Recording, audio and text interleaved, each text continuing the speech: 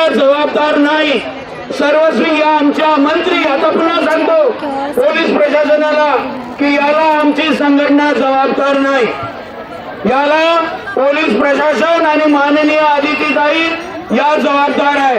का आमच्या मागण्याची दखल घेत नाही, त्यामुळे नाईलाज असतो आम्हाला बॅरिकेड तोडून विधान भवनाकडे कूच करावं लागेल।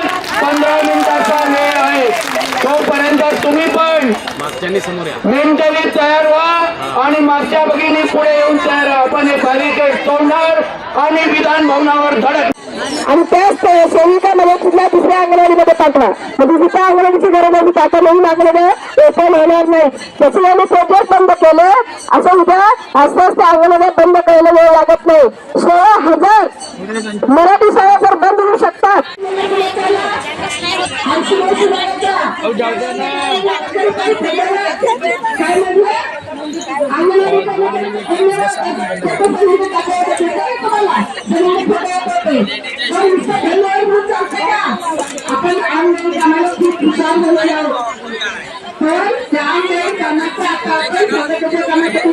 आपण जास्त महिन्यापासून लक्ष देत नाही, तुम्ही इथं आल्याबद्दल तुमचं अभिनंदन।